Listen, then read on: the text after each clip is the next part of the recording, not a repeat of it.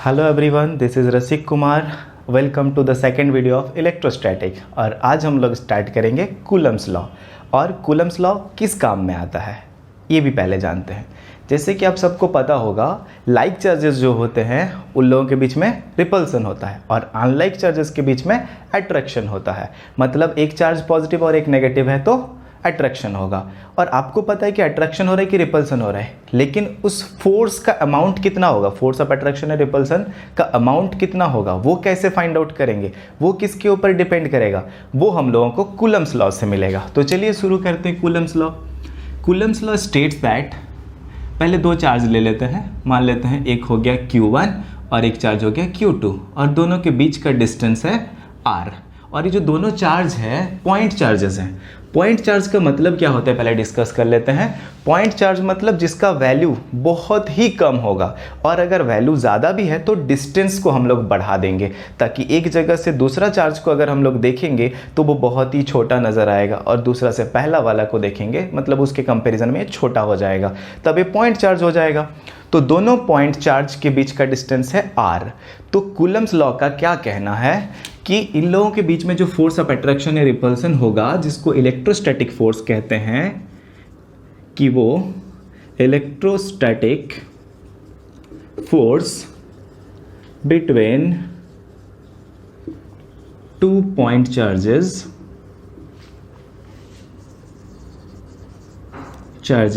Is क्या हो जाएगा। दो पॉइंट चार्ज के बीच में फोर्स ऑफ अट्रैक्शन या रिपल्सन जो है is first directly proportional to product of charges. दोनों चार्ज का प्रोडक्ट के साथ इक्वल हो जाएगा, मतलब उसके साथ डायरेक्टली प्रोपोर्शनल है। F is proportional to Q1 into Q2। इसका मतलब क्या हुआ कि अगर पॉइंट चार्ज का वैल्यू ज़्यादा होगा तो F का भी वैल्यू ज़्यादा हो जाएगा, दोनों के साथ डायरेक्ट रिलेशन है। और पॉइंट चार्ज का वैल्यू अगर कम है तो फोर्स भी कम हो जाएगा। ठीक है, ये इक्वेशन 1। नेक्स्ट क्या बता रहे कूलम का कहना ये भी है कि ये जो फोर्स ऑफ अट्रैक्शन है inversely proportional to square of distance between them. Distance हम लोग R लिए हुए हैं, डिस्टेंस बिटवीन देम, मतलब F is inversely proportional to the square of the distance. मतलब जो भी डिस्टेंस होगा बीच में उसके साथ इन्वर्सली उसका स्क्वायर के साथ इन्वर्सली प्रोपोर्शनल होगा। मतलब अगर पॉइंट चार्ज पास में है तो फोर्स ऑफ अट्रैक्शन या रिपल्सन ज़्यादा होगा, और अगर हम लोग उनको दूर दूर कर देते हैं तो फोर्स ऑफ अट्रैक्शन या रिपल्सन कम हो जाएगा। तो ये इक्वेशन 2 हो गया। कूलम्स लॉ का मेन दो पॉइंट तो यही है। उन्होंने ये भी कहा कि ये जो दोनों पॉइंट चार्ज है उन लोगों के बीच में जो फोर्स ऑफ अट्रैक्शन और रिपल्सन हो रहा है उसका डायरेक्शन किधर होगा। Direction will be along, they will act in the direction along the line joining the centre of the charges. मतलब दोनों जो चार्ज है, चार्ज बॉडी है, उन लोगों का जो सेंटर होगा उसको मिलाने से एक लाइन बनेगा, तो फोर्स ऑफ अट्रैक्शन और रिपल्सन इसी लाइन पे ही एक्ट करेगा। Clear. So force of attraction and repulsion जो है it act along the line joining the centres. तो दोनों का जो सेंटर होगा उनको मिलाने से जो लाइन बनेगा उसकी के अलोंग पे एक्ट करेगा। ठीक है, एक पॉइंट हो गया। एक कूलम का कहना ये भी था, कूलम ने ये भी बताया कि दोनों चार्ज का जो बीच में फोर्स ऑफ अट्रैक्शन और रिपल्सन होगा वो किसी मीडियम पे डिपेंड करता है, मतलब किसी भी मीडियम पे डिपेंड करता है जहाँ पे हम लोग उन दोनों चार्ज को रख रहे हैं। मान लीजिए एयर में रख रहे हैं तो उन लोगों के बीच में फोर्स ऑफ अट्रैक्शन और रिपल्सन जो भी होगा, क्या वाटर के अंदर भी रखेंगे तो वही सेम होगा? नहीं, एयर का वाटर में से अलग हो जाएगा, मतलब ये मीडियम पे डिपेंड करता है। सो F, या फिर बोल सकते हैं it depends on the medium. ये मीडियम का परमिटिविटी के ऊपर डिपेंड करता है। मीडियम मतलब परमिटिविटी क्या है बताऊंगा आगे। तो ये 4 पॉइंट हो जाता है। ये तो खाली बस इंफॉर्मेशन दे रहा है कि डायरेक्शन किधर होगा, ये इंफॉर्मेशन दे रहा है कि वो किसके ऊपर डिपेंड करता है, मीडियम के ऊपर डिपेंड करता है। अब बात ये आता है कि इन दोनों को मिलाने से हमको क्या मिलेगा, मतलब इन दोनों पॉइंट से क्या मिलता है हमको कि फोर्स, या फिर बोल सकते हैं पहले फ्रॉम 1 एंड 2 हमको क्या मिल रहा है, F is proportional to Q1 into Q2 by R square. R मतलब डिस्टेंस हो गया, तो प्रोपोर्शनलिटी को हटाने से कांस्टेंट आता है, पता ही होगा। तो F is equals to K into Q1 into Q2 by R square. तो आर स्क्वायर हो गया, ये हमारा हो गया फोर्स ऑफ अट्रैक्शन है, रिपल्सन जो भी बोल सकते हैं। यहाँ पे डायरेक्शन नहीं ले रहे हैं, उसके लिए अलग से वेक्टर फॉर्म में हम लोग पढ़ेंगे। तो यहाँ पे K क्या है, ये K को हम लोग क्या कहते हैं, कांस्टेंट ऑफ प्रोपोर्शनलिटी, लेकिन यहाँ पे हम लोग क्या बोलेंगे, कूलम्स कांस्टेंट, इसको बोला जाएगा कूलम्स कांस्टेंट। कूलम जी ने दिया तो इसीलिए उनके हिसाब से नाम रख दिए कूलम्स कांस्टेंट। ये हो गया कूलम्स कांस्टेंट। तो इस कूलम्स कांस्टेंट का वैल्यू क्या होता है ये हम लोग जान लेते हैं। तो कूलम कांस्टेंट का जो वैल्यू होता है यहाँ पे लिख लेते हैं, तो दैट इज इक्वल्स टू, मतलब के कूलम्स कांस्टेंट है और इसका वैल्यू होता है 1/4 पाई एप्सिलन। इसका वैल्यू हो जाता है 1/4 पाई एप्सिलन। अब ये एप्सिलन क्या है, वही है परमिटिविटी। इसके बारे में अभी डिस्कस करेंगे, तो पहले समझ लीजिए कि 1/4 पाई एप्सिलन होता है और उसका वैल्यू अगर सॉल्व करके निकाला जाए तो 9 into 10 to the power 9 metre 10 into 10 to the power 9 newton metre square पर कूलम स्क्वायर हो जाता है इसका वैल्यू। किसका वैल्यू, इस के का वैल्यू। ठीक है, तो के के बदले हम लोग इतना भी यूज़ कर सकते हैं। तो यहाँ से हमको क्या मिला कि F is equals to K into मतलब 1/4 pi epsilon into Q1 into Q2 by R square. ये हो गया हमारा कूलम्स लॉ का एक्सप्रेशन। लेकिन यहाँ पे एक चीज़ है, जो एप्सिलन है वो क्या है, परमिटिविटी बोल दिया, आप तो समझे नहीं। लेकिन हम इसमें 1/4 पाई एप्सिलॉन का value 9 into 10 to the power 9, आप भी समझे नहीं। बस क्या है कि हम वैल्यू बता दिए और नोट डाउन कर लिए, लेकिन इसको समझना भी ज़रूरी है। ये दोनों चीज़ होता क्या है, कहाँ से आता है और परमिटिविटी का एक्चुअल में मीनिंग भी क्या है, ये भी समझ लेते हैं। तो सबसे पहले शुरू करते हैं परमिटिविटी। तो चलिए, परमिटिविटी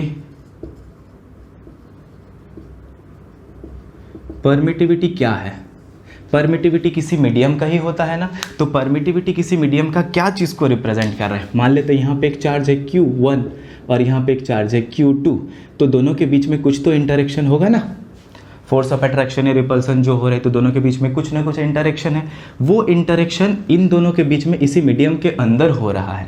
लेकिन अगर परमेबिलिटी का बात करेंगे, एप्सिलन वो क्या है, इसी मीडियम का परमिटिविटी है, इसी मीडियम का परमिटिविटी है। तो अब ये परमिटिविटी होता क्या है, परमिटिविटी मतलब वो अपना ही फील्ड लाइंस को अलाउ करता है कि जाओ कितना दूर तुम जा सकते हो, मतलब वो उसका फील्ड लाइंस का डिस्टेंस या फिर फील्ड को मेजर करके बताता है, फील्ड को बताता है। तो इसका मान लेते हैं कि इसका वैल्यू जो है ज़्यादा होगा तो क्या होगा, डिस्टर्बेंस प्रोड्यूस करेगा यहाँ पे इन दोनों के बीच में।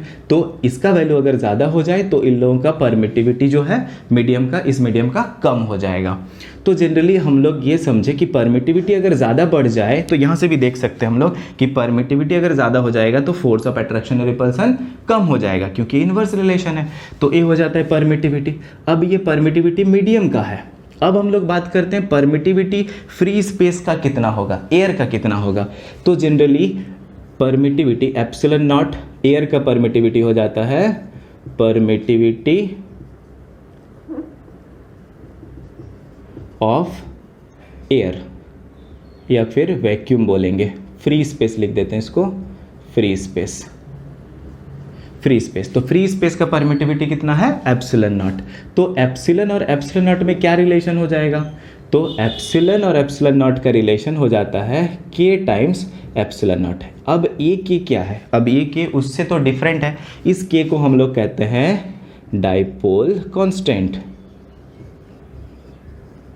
डाई इलेक्ट्रिक कांस्टेंट इसको बोला जाता है, डाई इलेक्ट्रिक कांस्टेंट, इसको डाइलेक्ट्रिक कांस्टेंट बोला जाता है। और इस के का वैल्यू एयर में 1 हो जाएगा। तो अगर इन एयर देखा जाए तो इस के का वैल्यू कितना हो जाएगा, 1। तो ए रिलेशन हमको क्या मिल जाएगा, epsilon is equals to epsilon nought. तो और एप्सिलॉन नॉट का वैल्यू कितना होता है, ये भी बड़ी बात है। एप्सिलॉन नॉट क्या है एक बार फिर से बता दूं, epsilon not is the permittivity of the free space या वैक्यूम, ठीक है, या फिर एयर समझ सकते हो। तो एयर का परमिटिविटी कितना के बराबर होता है, जो 8 इंटू 8.85 इंटू 10⁻⁻12, और अगर इसका यूनिट का बात करेंगे तो यूनिट हो जाएगा तुम्हारा कूलम स्क्वायर पर न्यूटन पर मीटर स्क्वायर के बराबर हो जाएगा, ठीक है। तो ये होता है क्या, परमिटिविटी ऑफ फ्री स्पेस। तो एप्सिलॉन नॉट के बराबर हो जाएगा। अगर हम लोग एयर में निकालेंगे तो हम लोग सारा कैलकुलेशन फिलहाल एयर में करने वाले हैं, ठीक है। तो इसीलिए हम के का वैल्यू भी निकाल के दिखा देते हैं कैसे आएगा। के का वैल्यू, के का फॉर्मूला था यहाँ पे क्या लिखे हुए थे, 4 पाई, फॉर्मूला तो नहीं मतलब वैल्यू एप्सिलॉन, तो 1/4 पाई एप्सिलॉन नॉट हो जाएगा। इसको अगर पुट कर देंगे तो इसका वैल्यू अब डाल दीजिए क्या है, 4 इंटू 3.14 इंटू एप्सिलॉन नॉट का अगर बात करेंगे तो ये वाला वैल्यू डाल देंगे 8.85 इंटू 10⁻⁻12 जो भी है। अब इसको सॉल्व करने से आएगा 9 इंटू 10⁹, ठीक है। तो ये जो यूनिट सब है, के का यूनिट क्या होगा, यूनिट तो हम यहाँ पे लिख दिए हैं, लेकिन कैसे आया वो भी एक बार डिस्कस कर लेते हैं। तो अब आप समझ गए ना कि इसका वैल्यू किस तरीके से आया। चलिए अब हम लोग बात करेंगे कि उसका यूनिट क्या होगा। यूनिट यहाँ से लेंगे हम लोग कि F इज इक्वल टू होता है K into Q1 into Q2 by R square. तो ज़रा बताइए K इज इक्वल टू कितना हो जाएगा, K is equal to F R square by Q1 into Q2। अब इसका यूनिट अगर देखेंगे तो F का हो जाएगा न्यूटन, R का हो जाएगा metre square, R square R distance है, और Q1 इंटू Q2 मतलब कूलम स्क्वायर। तो ये हो जाता है इसका यूनिट, ठीक है। तो यहाँ पे K का यूनिट और K का वैल्यू और परमिटिविटी क्या होता है वो भी हम लोग समझ लिए, ठीक है। अब हम लोग शुरू करेंगे कूलम्स लॉ को वेक्टर फॉर्म में पढ़ेंगे। जैसे कि यहाँ पे डायरेक्शन के बारे में कहीं पे भी मेंशन नहीं है, यहाँ पे भी हम लोग खाली वैल्यू के बारे में पढ़े, ये भी कांस्टेंट, ये तो सब वैल्यू मिल रहा है, लेकिन यहाँ पे हम लोग अगर डायरेक्शन का बात नहीं करेंगे तो फिर कैसे चलेगा। फोर्स है तो वेक्टर क्वांटिटी है तो उसका डायरेक्शन एक बार पढ़ लेते हैं। तो इन vector form, Coulomb's law in vector form same होगा, बस जस्ट डायरेक्शन के बारे में जानना है।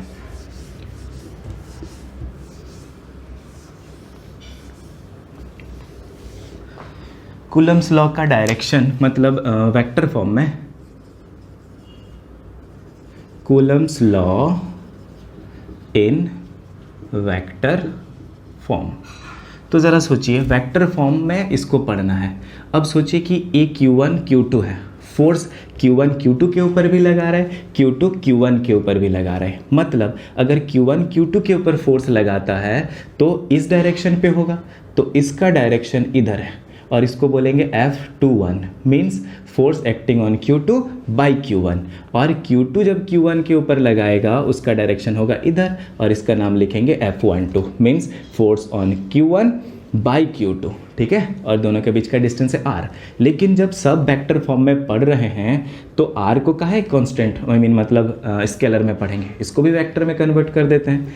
जब R का डायरेक्शन Q1 से Q2 के तरफ होगा, मतलब इधर जब होगा इसका डायरेक्शन, तब हम R का क्या लिखेंगे, R12, ठीक है, सॉरी R21, मतलब 1 से लेकर 2 फाइनल इनिशियल, पहले फाइनल लिखा जाता है फिर इनिशियल, तो R21 लिखेंगे वेक्टर फॉर्म में। उसी तरीके से अगर इधर एक्ट करेगा 2 से लेकर 1 की तरफ तो इसको लिखेंगे R12, ठीक है।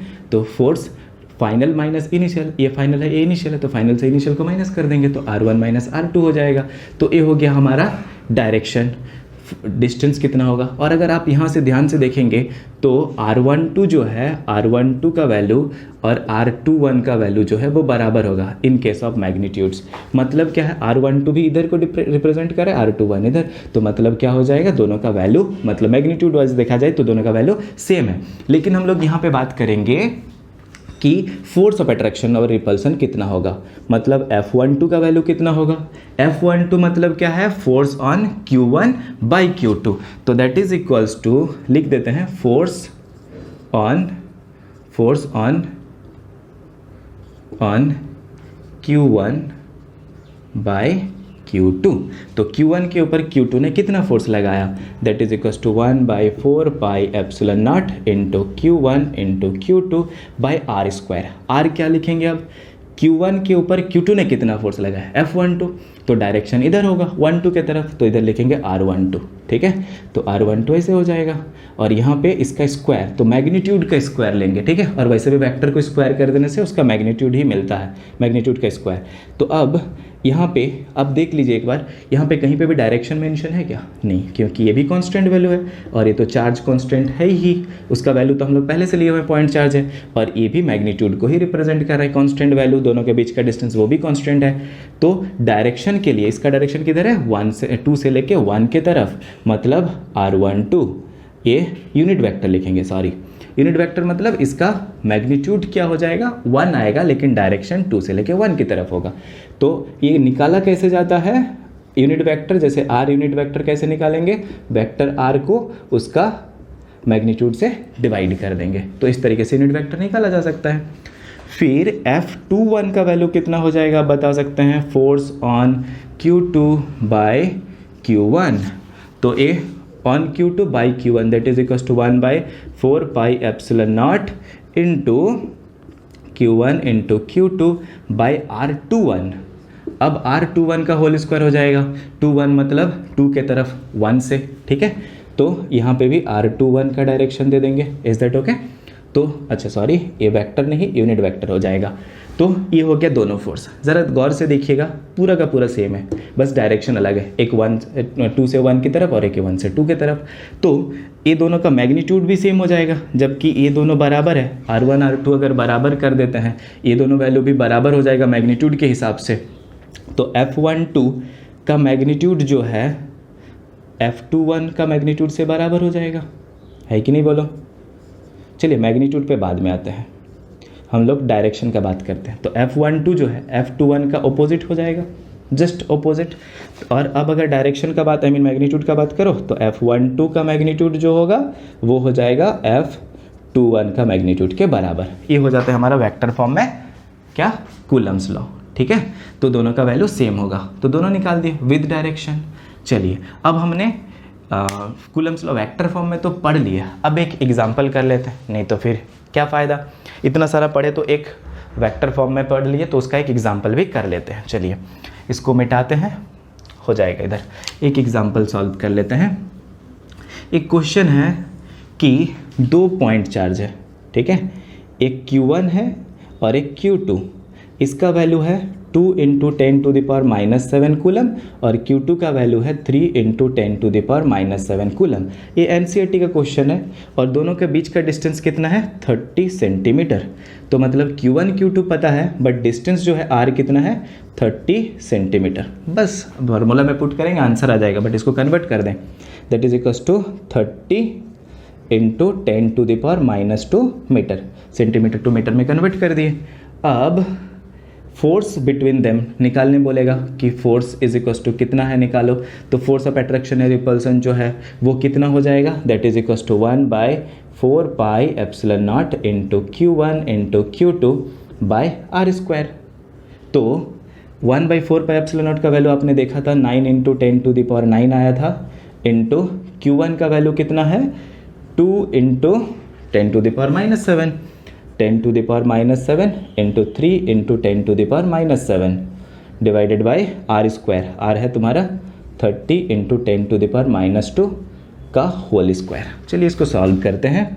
9 × 10⁹ इंटू इसको 2 3 ज़ा 6 हो जाएगा और 10⁻⁻7 -7 -14 और नीचे कितना है 30 का स्क्वायर कर देंगे तो 900 इंटू 10⁻⁻2 के पावर में 2 मतलब 10⁻⁻4 -2 into 2 -4 that is equals to 9। ये कैंसिल होगा 100 टाइम्स में। अब सॉल्व करते हैं। अब सब तो 10 के पावर में, ये अकेला 6 है, 6 × 10⁻, देखिए इधर 9 है इधर -14 है, तो 9 - 14 मल्टीप्लिकेशन के टाइम पावर ऐड होता है। ये तो मैथ्स का बात है, समझ ही जाएंगे आप calculation.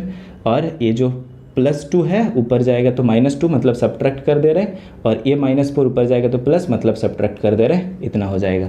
That is equals to 6 × 10⁻9 4 13 -14 -3 हो जाएगा टोटल, तो -3 6 × 10⁻³ न्यूटन। ये हो गया एक एग्जाम्पल, ठीक है। तो किस तरीके से हम लोग निकाल सकते हैं कूलम्स लॉ, ये भी आपने देखा, मतलब सॉरी कूलम्स लॉ को यूज़ करके फोर्स कैसे निकाल सकते हैं ये भी आपने। तो चलिए हम लोग शुरू करते हैं प्रिंसिपल ऑफ सुपरपोजिशन, मिटा देते हैं इसको। ओके, प्रिंसिपल ऑफ सुपरपोजिशन क्या है ये आप लोग 11 में पढ़े होंगे, लेकिन फिर भी एक बार डिस्कस कर लेते हैं कि प्रिंसिपल ऑफ सुपरपोजिशन क्या है और इस जगह पे किस तरीके से एक्ट करेगा। Principal of superposition, principal of superposition मतलब क्या है कि अगर किसी सिस्टम में बहुत सारे चार्जेस हैं, मतलब मान लेते हैं n नंबर ऑफ चार्जेस हैं, अब वो सारे में से किसी एक के ऊपर सारे मिलके कितना फोर्स लगा रहे हैं, क्या होगा वो निकालने के लिए हम लोग क्या करेंगे, बाकी सारे फोर्सेस को ऐड कर देंगे। मीन्स क्या होगा कि when a system contains n number of charges and the force on any charge or the electrostatic force on any charge is equal to the vector sum of all the forces by the other charges on this charge, मतलब बाकी सारे charge मिलके इसके ऊपर कितना force लगा रहे हैं इंडिपेंडेंटली, मतलब अलग अलग से सबको वेक्टरिकली ऐड कर देंगे। ठीक है, तो एक के ऊपर कितना चार्ज होगा निकल जाएगा। तो एक सिंपल सा एग्जांपल लेके प्रिंसिपल ऑफ सुपरपोजिशन को समझाते हैं। जैसे कि हम यहाँ पे एक सिस्टम में 2-3 चार्ज लेते हैं, ये मान लेते हैं चार्ज है Q1, इसके ऊपर Q2 है जो कि इसके ऊपर चार्ज लगाएगा, और एक चार्ज ले लेते हैं Q3, ये भी इसके ऊपर फोर्स लगाएगा। सॉरी, तो एक Q2 जो है Q1 के ऊपर फोर्स कितना लगाएगा वो इस डायरेक्शन पे एक्ट करेगा और उसका नाम दे देते हैं F12, 1-2 के द्वारा, मतलब force acting on the Q1 by Q2। और Q3 भी लगा रहा होगा इसके ऊपर फोर्स, तो वो किस डायरेक्शन पे होगा, इस तरफ हो जाएगा। तो आप समझ सकते हैं ये वाला फोर्स हम लोग कितना लिखेंगे, F13 लगाएंगे, force on Q1 by Q3। तो ए मिल गया एक फोर्स, ए मिल गया एक फोर्स, तो Q1 के ऊपर टोटल फोर्स कितना लग रहा है, इन दोनों को ऐड कर दीजिए, काम हो जाएगा। ठीक है, तो ज़रा हम लोग बात कर लेते हैं डायरेक्शन के बारे में। वेक्टर थोड़ा सा याद, वेक्टर के फॉर्म पे थोड़ा सा याद दिला देते हैं क्लास 11 का। तो इसको अगर मान लीजिए हम मिलाते हैं Q1, तो इसका पोजिशन वेक्टर हो जाएगा R2 और इसका पोजिशन वेक्टर हो जाएगा R1, और Q3 इसका पोजिशन वेक्टर हो जाएगा R3। ठीक है, तो ये हो गया 3 चार्जेस, तीनों का पोजीशन वेक्टर भी हम लोगों को मिल गया। और अब हम लोग निकालेंगे फोर्स। ठीक है, तो पहले निकाल लेते हैं F12। F12 का मतलब क्या समझेंगे, force on Q1 by Q2। तो कितना फोर्स लगा रहा होगा, 1/4 pi epsilon nought into Q1 into Q2 by R²। R मतलब डिस्टेंस। अब ये वाला डिस्टेंस लेंगे ना Q2 से लेके Q1, तो Q12 मतलब R12 लिखेंगे। क्या लिखेंगे, R12 डायरेक्शन के हिसाब से, और इसका स्क्वायर हो जाएगा। और यूनिट वेक्टर लेना है तो R12 ले लेंगे। ठीक है, और ज़रा सा छोटा सा चीज़ पुराना वाला बात बता देते हैं कि क्या होता है कि R12 कैसे निकला। R12 का मीनिंग क्या हो जाएगा, R12 का मीनिंग क्या है, R12 का डायरेक्शन ज़रा देखिए, 1-2, मतलब R12 का मीनिंग क्या है, 1 को 2 के तरफ से, ये डायरेक्शन है। R12 का डायरेक्शन किधर है, 2 से लेके 1 की तरफ। ठीक है, तो 2 से लेके 1 की तरफ। तो ये वाला वेक्टर कैसे निकालेंगे, इससे इसको माइनस कर देंगे, 1 से R2 को माइनस कर देंगे। R12 मतलब R1 माइनस R2 कर सकते हैं, ये हो जाएगा। तो ये आप समझ जाओगे कि हर बार क्या लिखना है, यहाँ पे हम शॉर्ट फॉर्म में यहाँ पे लिख दिए हैं। फिर उसी तरीके से F21 जो है उसका वैल्यू कितना हो जाएगा, 1/4 pi epsilon nought into Q1 into Q2 by R21 का होल स्क्वायर इंटू R21। अच्छा, इसमें यूनिट वेक्टर होगा और इसमें भी यूनिट वेक्टर होगा। ठीक है, तो ये हो गया, दोनों फोर्स निकाल लिए। अब हमारा टारगेट क्या था, according to the principle of superposition, इस Q1 चार्ज के ऊपर टोटल फोर्स कितना लग रहा है, F, और ये कैसे निकालेंगे, बाकी सारे फोर्सेस को ऐड कर देंगे। कितना फोर्स Q2 ने लगाया, कितना फोर्स Q3 ने लगाया। तो Q1 ने कितना फोर्स लगाया था, Q2 ने कितना फोर्स लगाया था, ये 3-1 है, सॉरी ये 3-1 हो जाएगा क्योंकि 3 ने लगाया, तो 3-1। ठीक है, तो F is equals to F13 हो जाएगा, सॉरी 13 R13। अच्छा चलिए इसको बताते हैं।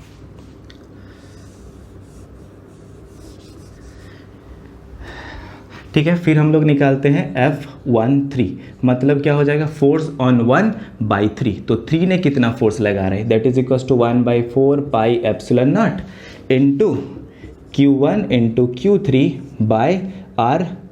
Q3 है तो 1/3 लेंगे का मैग्नीट्यूड का होल स्क्वायर, और इसमें भी R13 का कैप। यूनिट वेक्टर ले लेंगे, यूनिट वेक्टर को भी तो लेना ज़रूरी है डायरेक्शन के लिए। तो अब बात यह आता है कि according to principle of superposition, या फिर हाँ according to principle of superposition क्या हो जाएगा, net force acting on Q1 के ऊपर टोटल फोर्स कितना लग रहा है, Q2 लगा रहा है, Q3 लगा रहा है, उन सबको ऐड कर देंगे। तो F12 प्लस F13, बस सिंपली इन दोनों को ऐड कर दो, हो जाएगा। तो 1/4 pi epsilon nought into Q1 into Q2 by R12 का होल स्क्वायर इंटू R12 का cap, plus 1/4 pi epsilon nought into Q1 into Q3 by R13 का स्क्वायर इंटू R13 का कैप, यूनिट वेक्टर। ठीक है, इसी तरीके से अगर n पार्टिकल्स होता, n चार्जेस होता, तो ये वैल्यू कितना हो जाता, +1 +2 करके एक एक करके ऐड करके हम लोग n तक चले जाते। सिमिलरली इस तरीके से लास्ट में हम लोग क्या लिख देते, 1/4 pi epsilon nought into Q1 into Qn by R1n का, सॉरी यूनिट वेक्टर नहीं, होल स्क्वायर इंटू R1n। ठीक है, तो ये हो जाएगा प्रिंसिपल ऑफ सुपरपोजिशन। तो चलिए प्रिंसिपल ऑफ सुपरपोजिशन से रिलेटेड हम लोग एक न्यूमेरिकल भी बना लेते हैं, इसके रिलेटेड एक न्यूमेरिकल। ठीक है, तो चलिए इसको मिटा देते हैं। इसमें एक NCERT में क्वेश्चन दिया गया है, वो है कि 4 charges are there at all the corners of a square. एक क्वेश्चन है, इसके हिसाब से एक स्क्वायर है, इसके चारों वर्टिसेस पे 4 चार्जेस रखा हुआ है, A, B, C, D। तो यहाँ पे कितना चार्ज है, 5 माइक्रोकूलम है। ठीक है, यहाँ पे कितना चार्ज है, -2 माइक्रोकूलम। यहाँ पे कितना है, 5 माइक्रोकूलम। और यहाँ पे कितना होगा, ये हो जाएगा आपका -2 माइक्रोकूलम। चार्ज का हम देख लेते हैं कि क्या दिया गया क्वेश्चन में। 2 - 5 करके है, यहाँ पे है 2 माइक्रोकूलम, यहाँ पे -5, थोड़ा सा डिफरेंट है, तो 2 यहाँ पे -5। ये हो गया हमारा क्वेश्चन। तो यहाँ पे बोला जा रहा है कि A, B, C, D 4 vertices पे 2 माइक्रोकूलम, -5 माइक्रोकूलम, 2 माइक्रोकूलम, -5 माइक्रोकूलम, ये 4 चार्जेस दिया गया है, रखा हुआ है। अब क्या होगा अगर इसका वर्टिसेस पे रखा हुआ एक और चार्ज जिसका वैल्यू 1 माइक्रोकूलम है, इसके ऊपर कितना फोर्स लगेगा। तो find out the force acting on the charge Q1 which is placed at the intersection of the diagonal of the square. तो डायगोनल्स का इस इंटरसेक्शन पे एक चार्ज रखा गया है 1 माइक्रोकूलम, तो ये वाला फोर्स कितना होगा, इसके ऊपर टोटल फोर्स कितना होगा। जैसे कि अपने प्रिंसिपल ऑफ सुपरपोजिशन से पढ़े, इसके ऊपर ये सारे फोर्सेस को निकालेंगे और फिर ऐड कर देंगे। बिफोर दैट यहाँ पे डायरेक्शन हम लोग एक बार देख लेते हैं कितना होगा। ये +1 है, ये नेगेटिव है, तो इन लोगों के बीच में फोर्स ऑफ अट्रैक्शन होगा। तो ये तो फिक्स है, ये अंदर जाएगा। फिर इन दोनों के बीच में भी force of attraction, positive negative, तो दोनों का डायरेक्शन किधर होगा, ऑपोजिट, अंदर तरफ होगा। ये भी पॉजिटिव तो रिपल्सन, आउटवर्ड डायरेक्शन, ये भी पॉजिटिव तो आउटवर्ड डायरेक्शन। ठीक है, यहाँ पे क्या है ना, ये क्वेश्चन बहुत छोटा है, इसको सॉल्व करने ज़रूरत ही नहीं पड़ेगा, ऐसे ही बता सकते हैं। अगर पूछेगा इसके ऊपर कितना फोर्स लगेगा तो कैसे, एक तो हम लोग निकाल के दिखा भी देंगे, लेकिन अगर देखा जाए तो ये आंसर ऐसे ही मिल जाएगा। इसके ऊपर ये कितना फोर्स लगाएगा बता सकते हो, इसके ऊपर ये कितना फोर्स लगाएगा, 1/4 pi epsilon nought into Q1 into Q2 by R square, जो डिस्टेंस है वो भी हम लोग देखेंगे, और इसके बीच का डिस्टेंस भी सेम होगा ना, तो इन दोनों के बीच का फोर्स ऑफ अट्रैक्शन और इन दोनों के बीच का फोर्स ऑफ अट्रैक्शन सेम, मतलब फोर्स दोनों सेम बट डायरेक्शन अपोजिट है, तो दोनों एक दूसरे को कैंसिल करके जीरो कर देगा। ठीक है, तो दोनों एक दूसरे को कैंसिल करके जीरो कर देगा। बट बिफोर दैट ये दोनों भी तो हो जाएगा, तो हम लोग निकाल लेते हैं। तो यहाँ पे डिस्टेंस कितना दिया हुआ है, 10 सेंटीमीटर है, ये भी डिस्टेंस है 10 सेंटीमीटर। ठीक है, तो ये वाला कितना हो जाएगा, हमको तो ये डिस्टेंस चाहिए, ये डिस्टेंस चाहिए, ये भी चाहिए, ये भी चाहिए। तो ये वाला हम डायग्राम एक बार बता देते हैं, देखोगे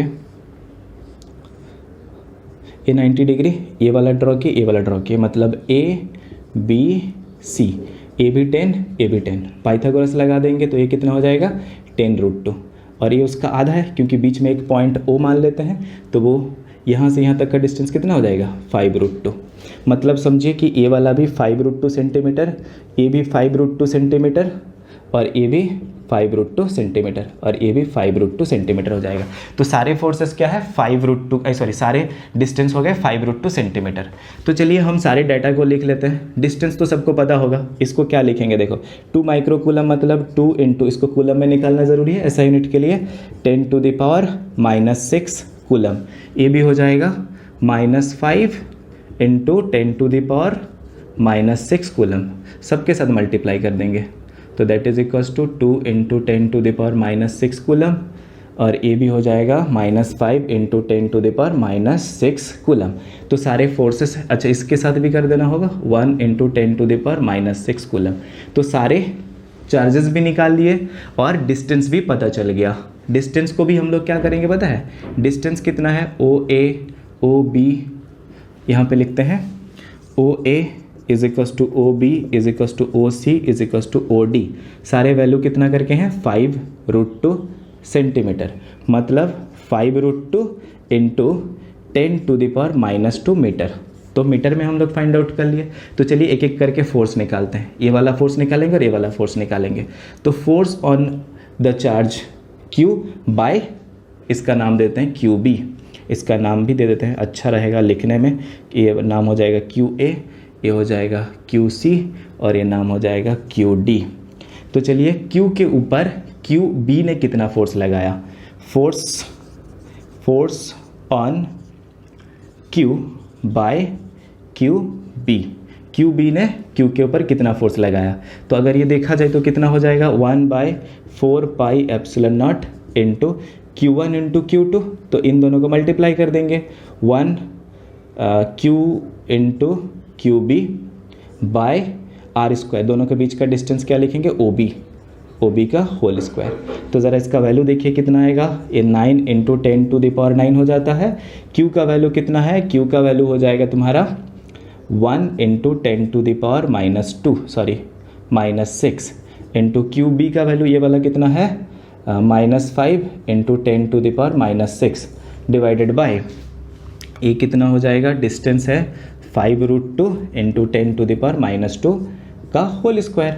तो that is equals to 9 into 10⁻9 into, इसको मल्टीप्लाई करेंगे तो -5 into 10⁻12 and whole divided by कितना हो जाएगा, होल डिवाइडेड बाय 5 का स्क्वायर, ये हो जाएगा 5 का 25 इंटू √2 का 2। मैं अलग अलग लिख रहा हूँ, कैंसिल आउट करने में अच्छा रहेगा, 10⁻⁻4। क्लियर।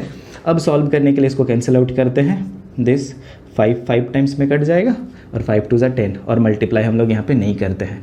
9 इंटू 10⁻9 और माइनस भी आ जाएगा इधर, तो 10⁻9 और 10⁻12, तो दोनों को ऐड कर देंगे और ये नीचे आ जाएगा, ये सब नीचे कितना आ जाएगा, 5 2 = 10 टू द पावर 1 मतलब समझ सकते हो, और 10⁻⁻4, और ये सबको ऊपर लेके जाएंगे। तो चलिए देखा जाए कितना आता है, -9 इंटू 10⁻3, ये 1 जाएगा ऊपर तो -1, -4 ऊपर जाएगा तो +4, तो दैट इज इक्वल्स टू -9, क्योंकि -3 -4 और +4 कैंसिल आउट, तो टोटल कितना हो जाएगा 9 into 10⁻0 that is equals to -9 newton. तो इसमें फोर्स कितना निकल रहा है 9 न्यूटन, अगर मैग्नीट्यूड देखा जाए तो 9 न्यूटन। उसी तरीके से ये इसके ऊपर भी कितना फोर्स लगाएगा 9 न्यूटन। तो हम बता सकते हैं force on Q by QC, sorry उधर कितना है QD, कितना फोर्स लगाएगा 9 न्यूटन। ठीक है, 9 न्यूटन, ये भी माइनस में होगा, क्यों, वैल्यू तो -5 है। अब बात है कि वैल्यू तो दोनों का बराबर है लेकिन डायरेक्शन ऑपोजिट है, ए इधर, तो दोनों एक दूसरे को कैंसिल कर देगा। तो ये दोनों फोर्स जो आया दोनों का डायरेक्शन अलग होने के चलते कैंसिल कर देगा। So net force on Q by QB and QD is equals to 0। तो दोनों कैंसिल आउट होके कितना हो गया, 0 हो गया। उसी तरीके से आप इसका और इसके बीच का फोर्स ऑफ अट्रैक्शन भी निकालेंगे, तो जो वैल्यू आएगा इसका और इसके बीच में भी फोर्स ऑफ अट्रैक्शन निकालेंगे तो उतना ही वैल्यू आएगा। और दोनों के बीच में दोनों का डायरेक्शन ऑपोजिट है, तो दोनों का मैग्नीट्यूड सेम और डायरेक्शन अलग अलग, तो एक दूसरे को रिपेल कर रहे हैं, डायरेक्शन अलग अलग है तो एक दूसरे को कैंसिल कर देगा और इसका भी नेट चार्ज कितना हो जाएगा, 0 हो जाएगा। तो इस सेम मेथड से आप सॉल्व कर सकते हैं। तो हम लोग क्या करेंगे यहाँ पे कि टोटल फोर्स जो है net force on Q by बाकी दो चार्जेस जो है QA और QC के बदले QA and QC is also equals to 0। उन दोनों का फोर्स भी क्या हो जाएगा, 0 हो जाएगा। On Q by this is equals to 0। तो इन दोनों का फोर्स भी 0, इन दोनों का फोर्स भी 0, मतलब ये दोनों जो फोर्स लगा रहे हैं नेट फोर्स 0, ये दोनों जो भी फोर्स लगा रहे हैं नेट फोर्स 0। तो टोटल अगर मिला के देखें तो net force acting on this by all the charges is equals to 0। तो सारा फोर्स क्या हो जाएगा, 0 हो जाएगा। Hence net force on Q by all other charges is 0। इतना बड़ा क्वेश्चन आंसर आया 0। आज हम लोग प्रिंसिपल ऑफ सुपरपोजिशन खत्म कर लिए। नेक्स्ट हम लोग इलेक्ट्रिक फील्ड लाइंस और इलेक्ट्रिक फील्ड के बारे में पढ़ेंगे, चार्ज डिस्ट्रीब्यूशन के बारे में पढ़ेंगे, ठीक है। तो नेक्स्ट हम लोग स्टार्ट करेंगे किसके बारे में, फील्ड लाइंस। उससे पहले हम लोग पढ़ेंगे चार्ज डिस्ट्रीब्यूशन,